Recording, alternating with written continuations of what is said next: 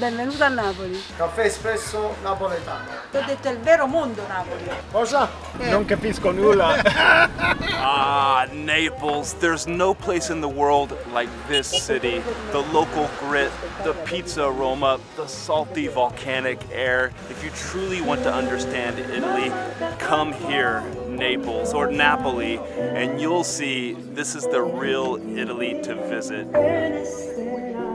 We are down in the south of Italy, in the region of Campania. This is less polished than the more touristy cities of Milan, Rome, or Florence, but here you can get the sense of what real Italians are like. Their warmth, their hospitality, and yeah, their food as well. And we're gonna get down into the heart of the city here, down into the belly of the beast, and do a little bit of exploration. Starting from the top of Naples isn't just about the view, it's about understanding the history, because with every step down is a step back in time. Everyone wanted a part of this place. First the Greek, then the Spanish, but it's always been Naples. Even with some hesitation, it joined the Italian Union.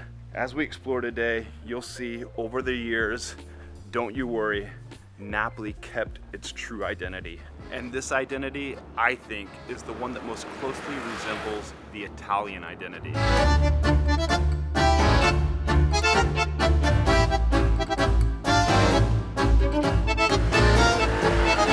Un caffè macchiato o una sfogliatella? Okay. Stop here for a little energy break. Sfogliatella. È buona la sfogliatella. Buona, molto, very good. So it's explained to be Neapolitan is to be a part of the neighborhood. In this case, we're in the Spanish Quarter, and he feels at home here. And of course, the Caffè Napolitano is particular because of its water that they use. Particolare perché l'acqua che si usa. L'acqua, il caffè, il tempo. The weather, the coffee, everything comes together to make the perfect cup of joe. Oh, I got a little extra pep in my step with some coffee from Naples, and we are right in the heart of Naples, going up and down this road that's nicknamed Spaccanapoli. Spaccanapoli? Si chiama? It's a traditional road that just cuts through the center of Naples, and I'll get more into its history here in a second, but this is kind of the beating heart of Naples. If you walk this road, you'll take in a lot of what it is to be in Naples. This just feels like the real Italy, like you're in a movie, on a set for what Italy should be everywhere you go around the boot. But here in Naples, it's still that way. Laundry hanging up from clotheslines, motorbikes buzzing by.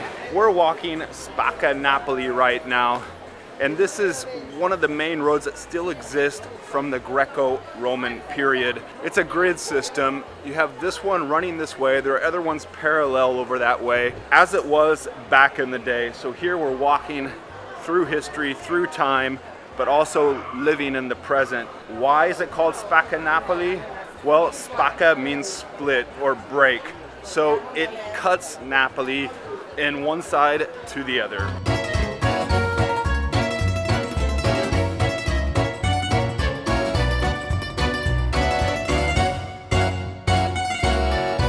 This is great. They're true fans. So here is a shrine to the teams that Napoli beat, their ashes, and it says we've pulverized them into ashes. In each urn, in each vase are the fictitious ashes of the team. We have Juventus there, we have Empoli, AC Milan, all of them to ashes, pulverized by Napoli. And this is Patrizzia's place. She's apparently a fan of Maradona. And up these steps here, we're gonna go find the shrine of Maradona. Sì. Patrizia, grazie di nuovo. Ciao. Arrivederci. Ciao. She invited me up to her house for a coffee, and that just shows the hospitality and the warmth of the Neapolitan, because right like that, bam, inviting you into their house, wanting to show you around, wanting to give an explanation of the story of Napoli, of the story of the Spanish Quarter. This Spanish Quarter is called that way because when the Viceroy of Spain was here, he created this neighborhood for his troops, and it's remained in this historic center of Naples with this classic look. And In here, you'll notice these half windows, half and full doors. Buongiorno. These are called the Bassi. The Bassi, giusto? Sembra che le case entrano le strade. It's like the houses just go out to the street, and the streets and the houses are all one. What's it like living in Naples, in the Spanish Quarter? Com'è di vivere qua nel quartiere spagnolo? Bellissimo, Bellissimo. molto bello. Sì. Sei proprio napoletano da. Napoletano, sì. Come ti chiami? Mariano. Mariano. Mi chiamo Greg. C'è. Aspetta. Benvenuto. Buongiorno. Ogni un palazzo di questo sono secolari. Come noti, guarda. Wow. Grazie di nuovo. Ciao, buona giornata. Grazie per spiegare. Prego. As he just said there, the Spanish Quarter is the beating heart of Naples. You got Vespas buzzing by, the vibrant environment of the Bassi houses. This is Naples, full bore, turned up to 11, and so much history, so much story in this neighborhood. And he was just explaining here, this is a historic palazzo where Leopardi lived, and he was from the war back in the day. Vespas parked left and right, laundry strung up, and you even hear the sounds of nature, birds chirping. This town is so gripping and engulfing. The people so authentic and warm.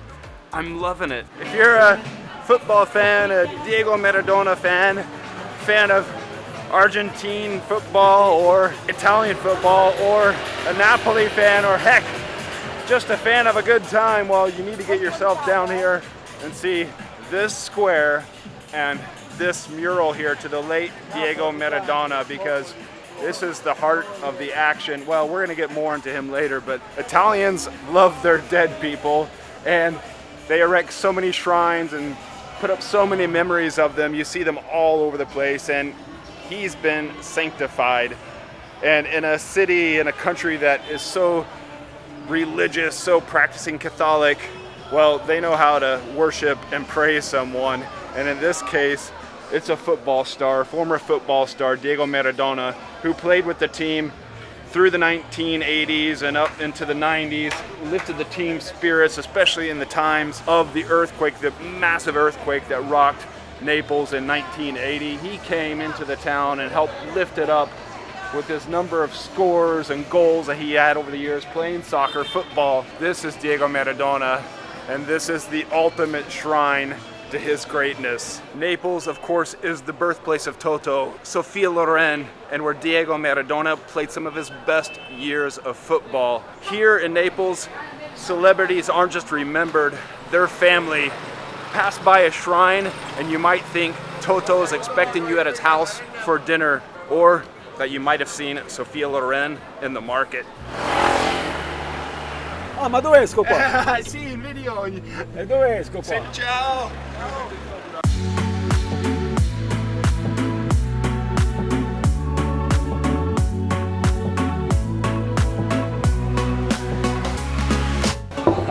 Grazie. Napoli gifted the world one of mankind's most significant contributions, the pizza. Pizza Napolitano is like the city itself. Simple ingredients, complex flavors, and fiercely defended. Forget pineapple. Here, the only debate is how crispy the crust should be. And oh yeah, slight crispiness, doughy, just how you want it. Pizza Margherita, well, that has an interesting story. Named Margherita after the former queen. Here it was invented, as the story goes, for her with the simple ingredients of basil, tomato sauce, and fior di latte cheese, which is the colors of the Italian flag, green, white, and red. Eating a pizza in Naples is one of those must-dos when you're here in this famous city. Well, because this is a holy, sacred experience. So important that in 2004, Italy laid down the law on what constitutes a pizza napolitano. And that's the thickness of the crust, the thickness of the interior, the diameter of the pizza, the ingredients that go into it. All of it's important because pizza is a religion in Naples. They have the phrase, vedi Napoli, poi mori, see Naples, then die, which is true, but I would almost say, see Naples, eat pizza, then die. They say that Rome is the city of 7 hills. Well, Naples is the city of 500 domes, each dome with its own express hotline to the heavens, or at least a hotline to your next slice of heavenly pizza. The domes or cupolas, well, they're all around and you can see them from up above dotting the city. So many, in fact, that this city is said to have the most number of churches anywhere in the world. Catholicism, religion, runs deep here.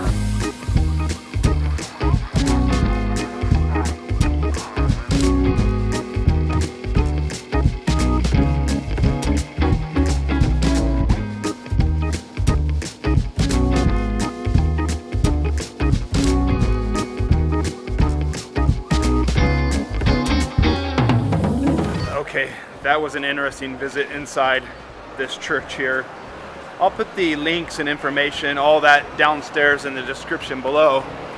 This is a church from the late 1600s to 1700s, a Baroque church. And what's interesting in that church is the lower church, because down there it gets pretty creepy and creepy quickly. Skulls and crossbones and all sorts of other bits down there. They're from the years of 600 to 700.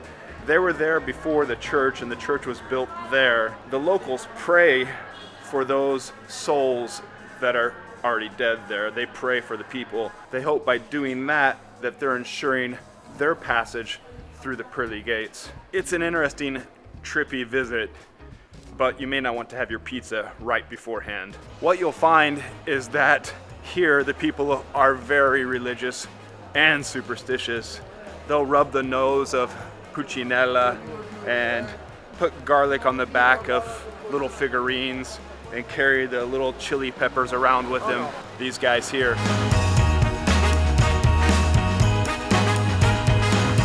Quanto è importante Maradona per Napoli? Dio Maradona a Napoli. Ciao! Ciao! Ciao Anna! I wanted to take you to the Mercato, the market, Pigna Secca. It's right in this area, and usually it's just buzzing, and you can see all sorts of local products and foods.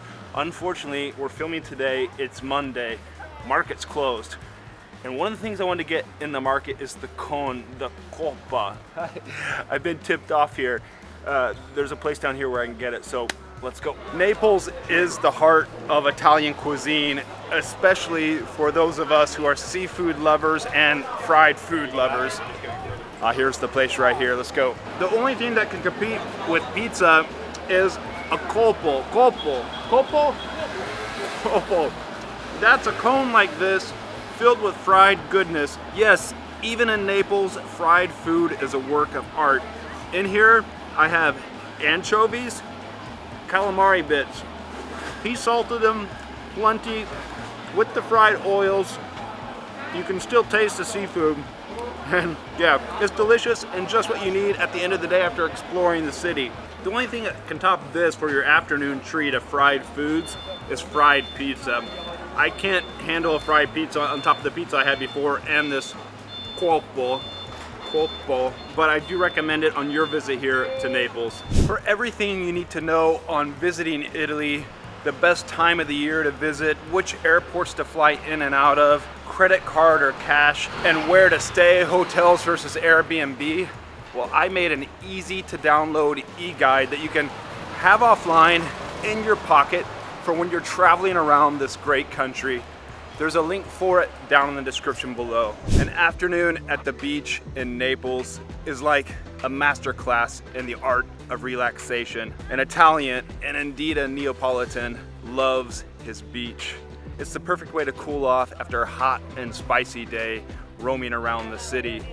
And for me, Naples is one of those cities that boast a good beach One of those big cities, like a Barcelona, like Nice, where you have the city right next to the beach. The perfect combination. Sun and sea, the smell of fresh pizza mixing with the salty air. This is Naples.